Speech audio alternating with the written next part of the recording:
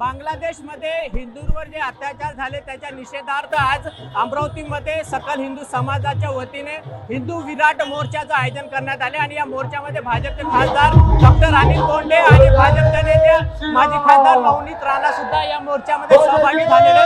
आपल्या सोबत नवनीत राणा स्वतः, आपण त्यांच्याशी बोलूया. काय सांगाल, आज भव्य मोर्चा निघालाय? जे बांगलादेशमध्ये झालं आणि ज्या पद्धतीने हिंदू लोकांवर जे अत्याचार करण्यात आलं, मुलींवर अत्याचार करण्यात आला, व्यापाऱ्यांवर अत्याचार करण्यात आला, मंदिरं जाळून गेले, मंदिरं तोडले, त्याकरिता आज आमच्या अमरावतीमध्ये सगळे जेवढे ज्यांना ही भावना आहे की जे बांगलादेशमध्ये आमच्या लोकांसोबत झालं ते अत्याचार होता, ते लोकांनी आमचे लोकांवर जे अत्याचार केला त्याचा निषेध करण्याकरिता आज आम्ही सगळे जेवढे या गोष्टीला मानतो की अत्याचार होता आणि हे निषेध करण्याजोगता ते सगळे आज बाहेर आहे, रोडवर आहे.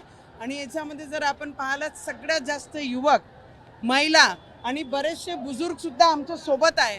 तर मला वाटते की हे करणं आमच्या देशाला खूप आवश्यक आहे आणि आमच्या लोकांना खूप आवश्यक आहे.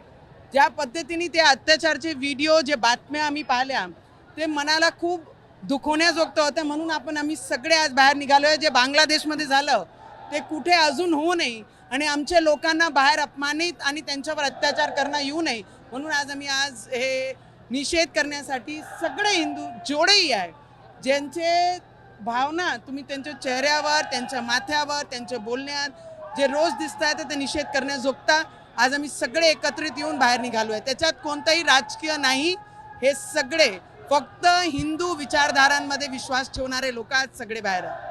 आपण बघू शकतो की नवनीत राणा आहे, त्यांनी सविस्तर प्रतिक्रिया दिली की हे सगळे रस्त्यावर उतरलेले हिंदू आहेत, जे बांगलादेशमध्ये जे हिंदूंवर अत्याचार झालेले आहे ते निषेधार्थ आहे, याचा सुद्धा त्यांनी उल्लेख केलेला आहे. कॅमेरामॅन अमोल देशमुखचा प्रणय निर्माण, एबीपी माझा, अमरावती. एबीपी माझा, उघडा डोळे बघा नीट.